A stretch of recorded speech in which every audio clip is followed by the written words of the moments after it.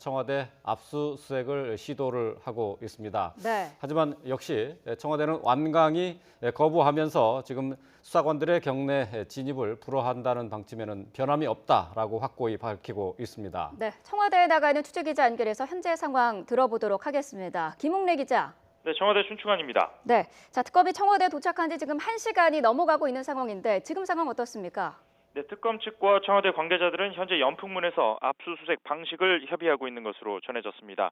청와대 쪽에서는 경호처장과 민정비서관이 나가 있는데요. 청와대 측은 특검이 제시한 압수수색 영장을 확인한 뒤 경내 압수수색에 응할 수 없다는 뜻을 소명서 형식으로 전달한 것으로 알려졌습니다. 청와대는 그동안 현행법을 근거로 경내에 대한 압수수색을 수용할 수 없다는 입장을 고수해왔습니다. 형사소송법 110조와 111조의 1항을 보면 군사상 또는 직무상 비밀을 필요로 하는 곳을 압수수색하려면 책임자의 승낙을 얻어야 한다고 돼 있습니다. 청와대가 이 조항을 들어서 특검의 압수수색에 협조하지 않고 있는 겁니다. 청와대 고위 관계자는 법률적으로는 물론 관례적으로도 청와대가 압수수색을 받은 적이 없다면서 특정 장소에서 또 법이 허용하는 범위 안에서 검찰이 요구하는 자료를 제출할 수는 있어도 수사관들이 경내에 진입하는 건 허용할 수 없다는 뜻을 거듭 밝혔습니다. 이 같은 청와대의 강경한 입장 때문에 검찰도 지난해 10월 압수수색 때 경내 진입에 실패하고 임의 제출 형식으로 자료를 건네받는 데 그쳤고 비슷한 이유로 국회 국정조사특위도 지난해 12월 대통령 경호실에 대한 현장 청문회를 진행하지 못했습니다.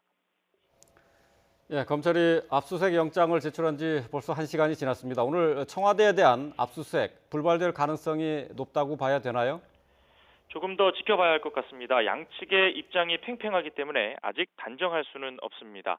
청와대는 내부 시설 전부를 이른바 보안시설로 보고 있습니다. 하지만 특검은 세월호 7시간 논란과 관련된 의무실 등 일부 시설은 그렇지 않다고 보고 있습니다.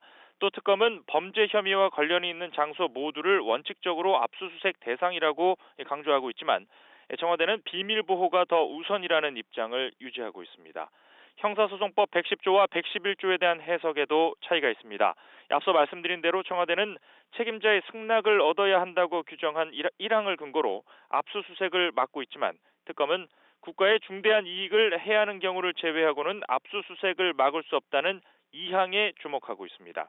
청와대가 주장하는 비밀보호가 국가의 중대한 이익인지 아니면 탄핵 국면에서의 특검 수사가 국가의 중대한 이익인지를 놓고 양측의 입장이 맞서고 있는 겁니다. 청와대와 특검 관계자들은 지난해 검찰 압수수색 때 그랬던 것처럼 압수수색 방식에 대해 지금 협의를 하고 있습니다. 하지만 말씀드린 대로 양측의 입장 차이가 워낙 커서 이견이 좁혀지기는 쉽지 않을 것으로 관측됩니다. 지금까지 청와대 춘추관에서 YTN 김웅래입니다.